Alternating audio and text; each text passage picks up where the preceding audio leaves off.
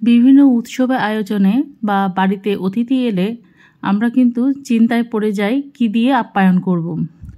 এরকম একটা চটজলদি চিকেনের রোস্ট যদি আমরা পরিবেশন করি তাহলে অতিথিও খুশি হবে আর আমরাও খাইয়ে কিন্তু অনেক বেশি তৃপ্ত হব। তাই চলুন দেখে নিই এই চিকেন রোস্টের সবচেয়ে সহজ রেসিপিটি। এখানে আমি নিয়ে নিয়েছি 700 গ্রাম ওজনের দুটো চিকেন। আমি একটা চিকেনকে 4 পিস করে নিয়েছি। মোট 8 পিস চিকেন দিয়ে আমি রান্নাটা করব। প্রথমে চিকেনটাকে ভালো করে পরিষ্কার করে নিয়ে এতে নুন আর আদা রসুনের পেস্ট দিয়ে ভালো করে মাখিয়ে নেব। আমি 1/4 চামচ পরিমাণ করে আদা রসুনের পেস্ট এখানে ব্যবহার করেছি। এবার চিকেনটাকে ভালো করে মাখিয়ে রেখে দেব 10 থেকে 15 মিনিটের জন্য। আর সেই ফাঁকে আমি একটা রোস্টের মশলা তৈরি করে নেব। তার জন্য দেখুন এখানে নিয়েছি এলাচ, দারচিনি, লবঙ্গ, গোলমরিচ আর নিয়েছি জায়ফল আর জয়ত্রী। হালকা একটু ভেজে নিয়ে আমি মশলাটাকে গুঁড়ো করে নিয়েছি। খুব বেশি কিন্তু ভাজা যাবে না, অল্প করে ভেজে নিতে হবে। এবার একটা মশলা আমি আগে তৈরি করে নেব। তার জন্য একটা বোলে নিয়ে নিচ্ছি 1 কাপ পরিমাণ টক দই, 1 টেবিল স্পুন পরিমাণ রসুন পেস্ট, 1 টেবিল স্পুন আদা পেস্ট আর কাজু বাদামের পেস্ট নিয়েছি আমি 1/2 কাপ পরিমাণে। এখানে আমি রোস্টের মশলা দিয়ে দেব 2 চামচ, দিয়ে দেব ধনে গুঁড়ো 1/2 চামচ, লঙ্কা গুঁড়ো দিয়ে দেব 1 চামচ পরিমাণ। আমি এখানে লাল লঙ্কার গুঁড়ো ব্যবহার করেছি। আর এখানে দিয়ে দিয়েছি কাঁচা লঙ্কা পেস্ট 1 টেবিল স্পুন পরিমাণ। এবার একটা হুইস্কের সাহায্যে বা একটা কাঁটা চামচের সাহায্যে ভালো করে সব কিছুকে একসাথে মিশিয়ে নিতে হবে। এইভাবে যদি রোস্টের মশলা তৈরি করে রাখা হয় তাহলে খুব চটজলদি এই রোস্টটা তৈরি করে নিতে পারবেন আর খেতেও ততটাই সুস্বাদু হবে। দেখুন সব কিছু মশলা আমি ভালো করে মিশিয়ে নিয়েছি। এবার রান্নার জন্য চলে যাব। এখানে কড়াইতে আমি ভালো করে গরম করে নিয়ে এতে পরিমাণ মতো সাদা তেল দিয়ে দিলাম। আর এতে আমি দিয়ে দেব ঘি। আমি ভর্তি করে 1 চামচ পরিমাণ ঘি দিয়ে দিলাম। এবার তেল ঘি ভালো করে গরম করে নিয়ে আমি বেরেস্তা করে নেব। তার জন্য এখানে বড় সাইজের 2টো পেঁয়াজ কুচি নিয়ে নিয়েছি আর পেঁয়াজটাকে বেশ মিহি করে কুচি করে নিতে হবে। এবার নেড়ে চেড়ে পেঁয়াজটাকে বেশ লাল করে ভেজে তুলে নেব। এই দেখুন আমার পেঁয়াজটা কিন্তু ভাজা হয়ে গিয়েছে। এবার পেঁয়াজটাকে তেল থেকে তুলে নিচ্ছি। আর তেল ঘি দিয়ে যদি একসাথে বেরেস্তাটা তৈরি করা হয় তাহলে কিন্তু অত্যন্ত সুস্বাদু খেতে হবে। এবার এই তেল ঘিয়ের মধ্যে আমি চিকেনগুলোকেও ভেজে নেব। আর চিকেনগুলো কিন্তু খুব বেশি ভাজবো না, চিকেনের কালারটা চেঞ্জ হয়ে যাবে সে পরিমাণ ভেজে নিলেই হবে। দেখুন চিকেন আমার ভাজা হয়ে গিয়েছে। যদি বেশি চিকেন ভাজা হয় সেক্ষেত্রে কিন্তু চিকেনটা অনেক সময় শক্ত হয়ে যেতে পারে। তাই মিনিট 3-4 সময় ধরে চিকেনগুলোকে ভেজে নিলেই হবে। দেখুন চিকেনগুলো আমার ভাজা হয়ে গিয়েছে। এবার চিকেনগুলোকেও তেল থেকে তুলে নিচ্ছি।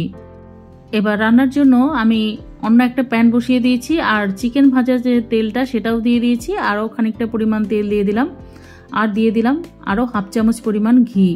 তেল আর ঘি ভালো করে গরম করে নিয়ে আমি এখানে দিয়ে দিচ্ছি এলাচ, দারচিনি আর লবঙ্গ। চাইলে আপনারা ঘিয়ের পরিমাণটা আরও একটু বেশিও ব্যবহার করতে পারেন।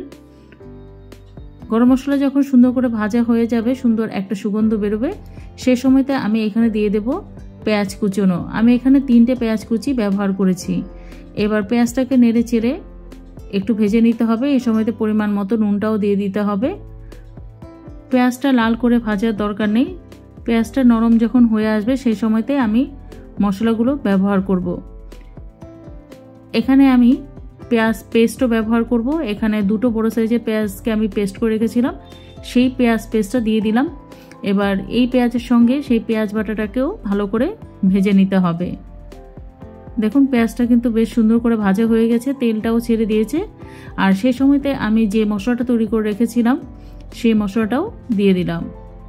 বাটি ধুয়ে খানিকটা জলও দিয়ে দিলাম। এবার নেড়ে চেড়ে মশলাটাকে ভালো করে পেঁয়াজের সঙ্গে কষিয়ে নিতে হবে। নাড়তে নাড়তে একসময় দেখবেন এরকম তেলটা উপরের দিকে ছেড়ে যাবে। সেই সময়তে আমি এখানে দিয়ে দিলাম টমেটো সস। আমি এখানে হট অ্যান্ড সাওয়ার টমেটো সসটা ব্যবহার করেছি। এখানে আমি প্রায় 2 টেবিল স্পুনের মতো টমেটো সস দিয়ে দিলাম। এবার নেড়ে চেড়ে মশলাটাকে আরও খানিকক্ষণ সময় কষিয়ে নিয়ে এতে আমি ভেজে রাখা চিকেনগুলোকেও দিয়ে দেব।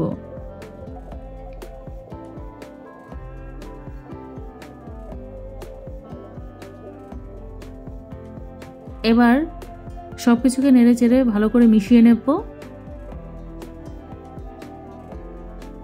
ঢাকা দিয়ে রান্না করব মিনিট 10।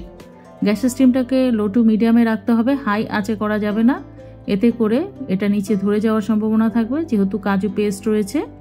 10 মিনিট পর ঢাকাটা খুলে নিয়ে আমি নেড়ে চেড়ে দিচ্ছি, মাঝেও কিন্তু আমি নেড়ে চেড়ে দিয়েছিলাম। আরও খানিকক্ষণ সময় ঢাকা দিয়ে রান্না করে নেব।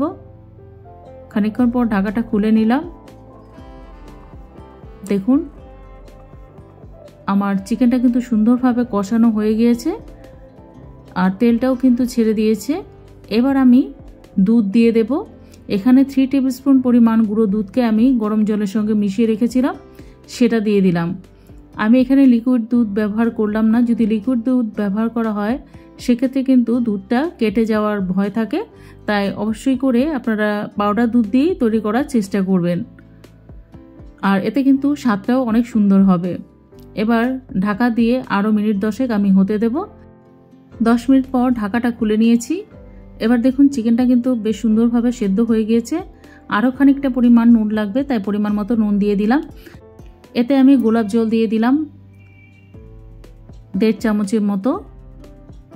এতে করে সুন্দর একটা সুগন্ধ হবে এই রোস্টের। কয়েকটা মুখ চিরে কাঁচা লঙ্কাও দিয়ে দিলাম।